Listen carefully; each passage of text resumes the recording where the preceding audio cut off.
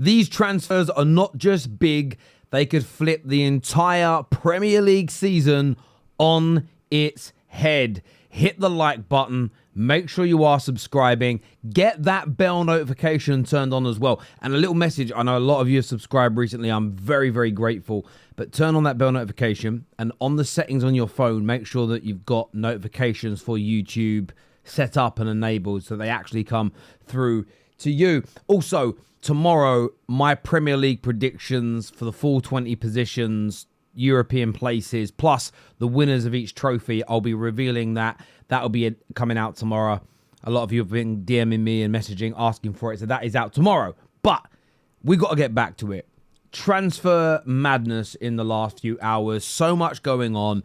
I want to get your views. I want to get your opinions. We're talking Liverpool. We're talking Chelsea. We're talking Manchester United. We're talking Arsenal and Tottenham as well. But it's very important to, as I say, like, subscribe, all of that. But let's jump into it. I want to first start with Manchester United. It has just been revealed by the journalist who broke the news just over a week ago that Man United were in for Carlos Baleba. Okay, Nabil Gillette. This man is a French journalist, credible French journalist. Doesn't get overly involved in transfer stories by and large. But last summer was the man who broke weeks before anybody else that United were interested in Euro and had a really good chance of getting him, landing him, and bringing him to Old Trafford. He broke the news about United's interest in Carlos Baleba last week, and he has now stated that Manchester United's price tag for Carlos Baleba could be in the region of 130 million euros. That equates today to about 111 million pounds. He says that this would shatter Manchester United's club record fee set by Paul Pogba, and it would make the 21-year-old the most expensive African player of all time. And that was his prediction just over a week ago, that this deal would break the record for an African player, and in turn Manchester United's record spend as well. Now, I'm excited about the prospect of this player. I think I know how good he is, what a ball carrier, what a progressor, how press resistant he is. Man United's midfield needs that massively. But connected to that are these other transfers surrounding it. United reportedly need to sell players or want to sell players in the pursuit of him. And it had just been announced that a £20 million bid has been made for Jadon Sancho, a deal which would see Roma pay all of his salary, and the player is currently considering this move and is reportedly keen on it. This is big for Manchester United. As you know, I'm not a net spend guy. Net spend is irrelevant when it comes to how clubs are equating what they can spend from a player sale.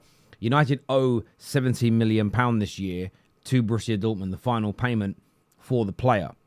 United, if they get this fee in, will have raised 25 million because they got £5 million from Chelsea as well. You couple that in with the 13-14 million pound saving that we've currently budgeted for. So all clubs have to budget for the wages they're under contract for. That gives us around £13 million back. It means in totality, Manchester United will make and or save £21 million of profit on this deal to invest into somebody else. That also has now been announced that AC Milan have made a further offer, a more firm offer to Man United of a £6 million loan fee plus a £45 million option to buy Rasmus Højlund. This also would cover all of the players' costs this year, and it is thought that the salary that Rasmus is earning will be bigger than what Baleba would come in for. We have seen Toby Collier leave today as well, so it does appear the exits at Manchester United are heating up. Maybe another member of the bomb squad is on their way out as well, but it certainly gives the feeling that Manchester United are heading in the right direction and could pull off Baleba. But give me your thoughts, give us your opinions in the comment section below. Now, Isak and Liverpool, you all know I've given you my thoughts on this, my opinions on this so many times already. I think he's going to end up at Liverpool. I can't imagine that he won't. You often get shocks in the transfer window. Eze with Arsenal. I really thought Arsenal would get that done. It now turns out they've pulled away from it. Spurs are now the front runners. But I just don't see Liverpool pulling away from this deal. The player has gone on strike today. Madness. Gone on strike. A lot of people, again, blaming Liverpool. I personally don't. I think that Newcastle have allowed this situation to fester. I think they've allowed this situation to get out of control. I believe they've allowed this situation to end up in a really precarious position. And it's only really going to hurt them because as far as I'm concerned, Isak's going to end up getting his move. He's not going to play the opening games of the season. It's going to mean that it's a slow start for him at Liverpool with no real pre-season and integration. It's just become a mess.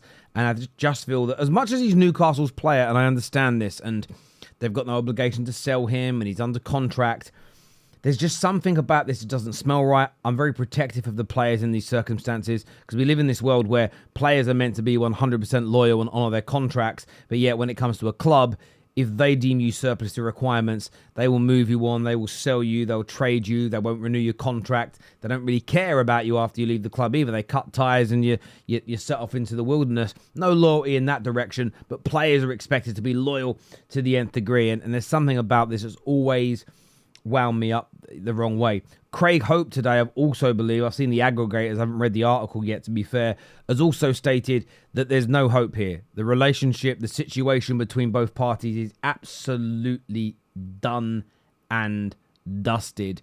There is no way back. So look, Liverpool moving forward well, looking to get this deal done. That being said, another transfer as well. Here we go. James McAtee from Manchester City to Nottingham Forest. I believe I took a note on that. 30 million is the fee they're getting there. I think it's 22 initial fee with add-on, so 22 million initial fee, up to 30 million pound package for him. And I have to say, I think they're making a mistake here, Manchester City. I think James McAtee is an excellent player. In their struggles last year, when he was used by Pep, fantastic performances from him. So, look, I think they're picking up a real player here in James McAtee that will go on and do some really brilliant things at Nottingham Forest. Moving on to Chelsea.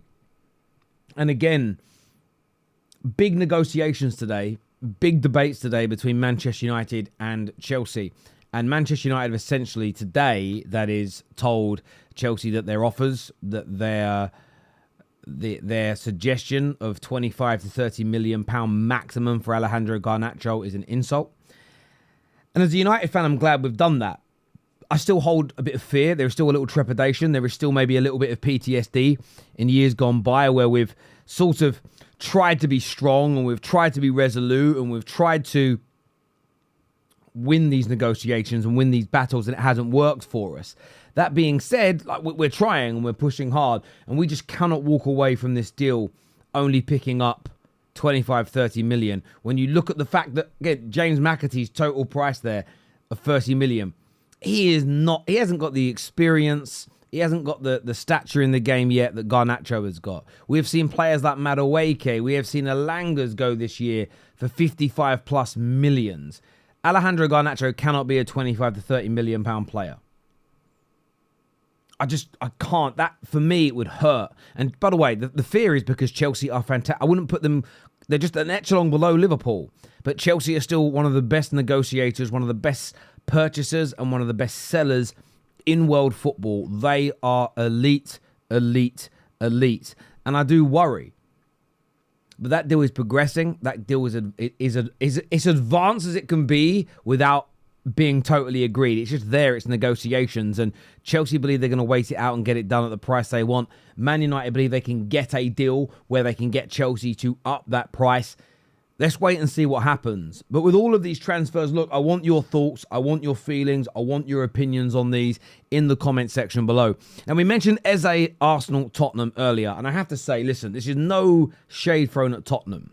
Because if they pull off this Eze deal, fantastic, brilliant, amazing. The player is out of this world.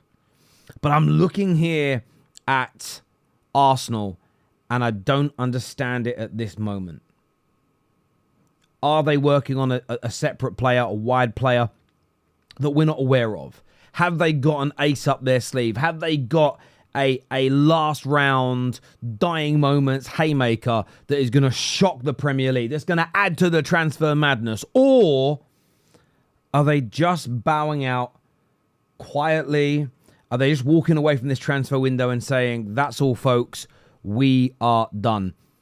They're allowing, if they as they go to Spurs, their biggest, their local, their biggest, their most bitter rival to massively strengthen their team. You couple that with Savio coming in as well. What an amazing end to this window it could be for Tottenham. But what do Arsenal have left in the chamber? What else are they going to do? Look, I want your thoughts, opinions, feelings in the comment section below. Until next time, people, take care. Goodbye. God bless. I'll see you all again soon.